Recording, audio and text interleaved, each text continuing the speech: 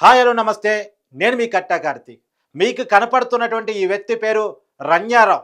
Karnataka DGP కూతురు, Kannada actress. అంతకు మించి బంగారం స్మగ్లరు. కనపడటానికి అందంగా ఉంది కానీ చేసే పని మాత్రం చాలా నీచత్వంగా ఉంది. బంగారం స్మగ్లింగ్ చేస్తూ అడ్డంగా దొరికిపోయింది ఆవిడ. దుబాయ్ నుంచి దాదాపు 30 సార్లు ట్రావెల్ చేసింది ఈ ఒక్క సంవత్సరంలోనే. ఇన్నిసార్లు దుబాయ్ నుంచి ఎందుకు ట్రావెల్ చేయాల్సి వచ్చింది అని అనుమానం వచ్చినటువంటి అధికారులు చెకింగ్ చేస్తే బంగారం స్మగ్లింగ్ చేస్తుంది అనేటువంటిది విషయాన్ని తేలింది. డిజైన్డ్ జాకెట్ ద్వారా తన బెల్ట్ ద్వారా బంగారం స్మగ్లింగ్ చేసుకుంటూ వచ్చేదట. ఒక బెల్ట్లో 30 బంగారు బిస్కెట్ పెట్టుకొని వచ్చేదంట. దాదాపు ప్రతి ట్రిప్పులోనూ 14 కేజీల బంగారాన్ని స్మగ్లింగ్ చేసుకుంటూ వచ్చేదంట. దానికి ఆమె ఛార్జ్ ఎంతో తెలుసా?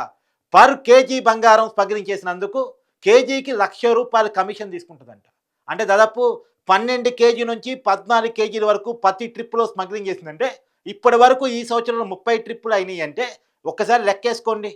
ప్రతి ట్రిప్పులో 12 నుంచి 14 లక్షలు ఇంటూ 30 ట్రిప్పులు అంటే లెక్కేసుకోండి.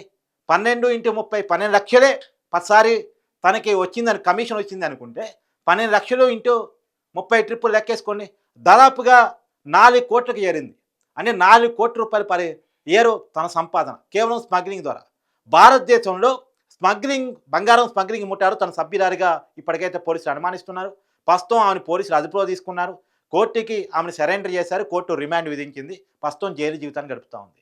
ఇక్కడ మనం చెప్పుకోవాల్సిన పాయింట్ ఏంటి అంటే ఆమె ఎలా స్మగ్లింగ్ చేయగలిగింది? పోలీసులు అంటే ఎయిర్పోర్ట్లో చెకింగ్ చాలా గట్టిగా ఉంటుంది కదా, ఎందుకని పట్టుకోలేదు అనేటువంటి అనుమానం మీకు రావచ్చు.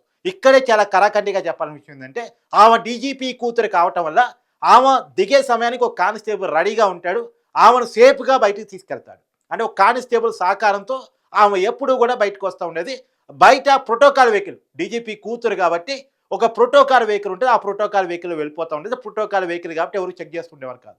ఆమె స్టేటస్ని ఆమె వాడుకుంటూ బంగారం స్మగ్లింగ్ చేసింది.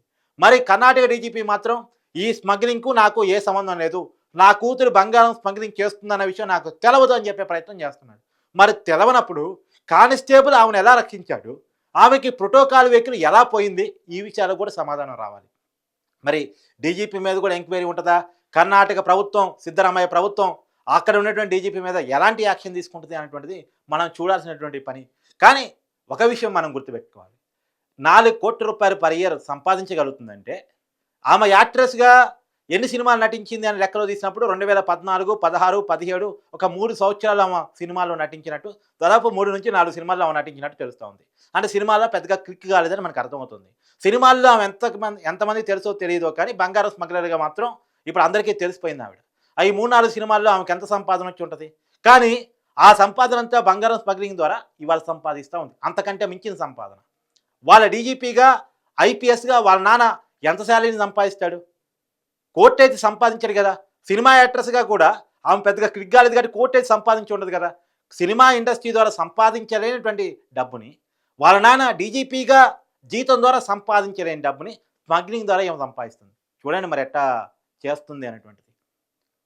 ఏమా స్టేటస్ను వాడుకొని, తన అందాన్ని వాడుకొని, తనకున్న పలుకుబడిని వాడుకొని, ఇవన్నిటిని వాడుకొని పెద్ద ఎత్తున బంగారం స్మగ్లింగ్ చేస్తుందంటే దాన్ని ఇప్పటికే భారతదేశంలో ఉన్నటువంటి బంగారం స్మగ్లింగ్ ముఠాలు సభ్యురాలుగా తనను భావిస్తున్నారంటే ఈ పరిస్థితి చూడండి ఎట్లా ఉందో. ఏది ఏమైనా ఆమె అడ్డంగా దొరికిపోయింది. కేవలం 30 ట్రిప్ ఇప్పటికే ఎంత పట్టుకున్నారు?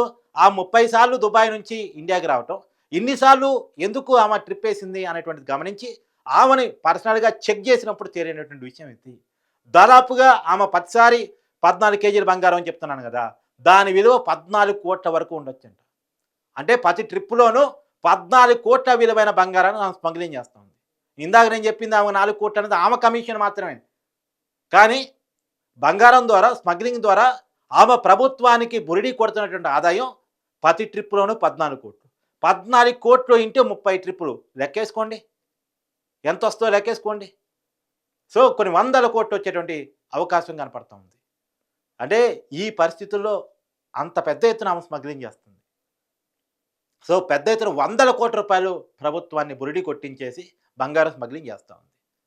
పెద్ద ఎత్తున ఆమె కూడా కోట్లు కూడబెట్టుకుంటూ ఉంది. ఈ మొత్తం బంగారం దొంగతనం అంతా కూడా ఒక్క చెకింగ్తో బయటపడింది.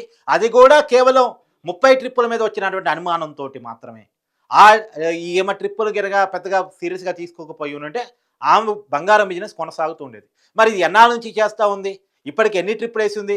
ఈ సంవత్సరం 30 ట్రిప్పులు వేయగలిగిందంటే ఇప్పటివరకు 10 సంవత్సరం ఇంకెన్ని ట్రిప్పులు వేయగలిగింది? ఎన్ని సంవత్సరాల నుంచి ఈ బిజినెస్ చేస్తా ఉంది? ఇప్పటివరకు ఎంత కూడబెట్టుకోగలిగింది? ఇప్పటివరకు ఎన్ని వందల కోట్ల బంగారాన్ని స్మగ్లింగ్ చేయగలిగింది? ఇప్పుడు ఆ విషయాలన్నీ బయటికి రావాల్సిన అవసరం ఉంది. ఈమొక్కటేనా? ఈమెకు పెద్ద ముఠా ఉందా? ఆ ముఠా కూడా ఇంకెంత బంగారాన్ని స్మగ్లింగ్ చేస్తా ఉంది? ఇవన్నీ కూడా తెలవాల్సినటువంటి పరిస్థితులు మనకు కనపడతా ఉన్నాయి. ఏది ఏమైనా ఒక స్థాయిలో ఉన్నటువంటి కుటుంబంలో ఉన్నటువంటి వ్యక్తి అయ్యుండి. సహజంగా డీజీపీ కుటుంబం అంటే దొంగలను పట్టుకొని జైల్లో వేసే కుటుంబం. ఆయన డీజీపీ స్థాయి వరకు వెళ్ళాడంటే ఆయన రకరకాల అంచెల్లో ఎస్పీగా లేదా డీఐజీగా ఆయా స్థాయిల్లో ఎంతమంది దొంగలని పట్టుకొని జైల్లో వేసి ఉంటాడు. ఇవాళ తన కూతురే జైల్లో ఉంది. ఏ తండ్రికైనా ఇది చాలా పెద్ద బాధ. ఎంతోమంది కరుడు కట్టిన ఖైదీలను జైల్లో వేసి ఉంటే డీజీపీ స్థాయి దాకా వచ్చి ఉంటాడు అతను. Step by step. ఆ స్థాయిలో ఉన్న వ్యక్తి తన కూతురు ఎలా జైల్లో ఉంటానని చూసుకోవాల్సిన పరిస్థితి కనపడుతోంది. మరి దీంట్లో డీజీపీ కూడా సంబంధం ఉందా? ఇంకా తేలాలి. కానీ ఏది ఏమైనా అందరినీ జైల్లో పెట్టేటువంటి డీజీపీ కుటుంబం ఇవాళ జైల్లో ఊచలు లెక్క పెట్టాల్సిన పరిస్థితిలో పడింది బంగారం స్మగ్లింగ్ ద్వారా. చూడాలి, భారతదేశ ఆదాయానికి గండి కొడుతూ పెద్ద ఎత్తున స్మగ్లింగ్ పాల్పడుతూ విదేశాలతో సంబంధాలు మెయింటైన్ చేస్తూ పెద్ద ఎత్తున కోట్లు కొల్లగొడుతూ ప్రభుత్వ ఖజానానికి మాత్రం వందల కోట్ల రూపాయలకి గాడి కొడుతూ గండి కొడుతూ చూద్దాం ఇంకా ఎలాంటి విషయాలు బయటకు వస్తాయి, ఎలాంటి సంచలనాలు. ఇప్పుడు కర్ణాటక సమాజం మొత్తం ఈ స్మగ్లింగ్ విషయాన్ని తెలుసుకొని విస్తుపోతా ఉంది. ఒక కర్ణాటక సమాజం ఏంది, ఈ లెక్కలు చూస్తే మనకే మొత్తం భారతీయ సమాజం మొత్తం విస్తుపోయేటువంటి పరిస్థితి. ఎందుకంటే బయట బంగారం రేటు ఎలా ఉంది, బంగారం ఎలా మండిపోతుంది, సామాన్యుడికి అందం ద్రాక్షగా బంగారం ఎలా మారిపోయిందో మీ అందరికీ తెలుసు. మీ అందరూ బంగారం కొనుక్కోవాలి కాబట్టి అందం ద్రాక్షగా ఉంది. వీళ్ళు స్మగ్లింగ్ చేస్తారు కాబట్టి అందే పసిడి సరుకుగా మారిపోయింది. చూద్దాం ఇంకెలాంటి విషయాలు బయటకు వస్తాయి అనేటువంటిది.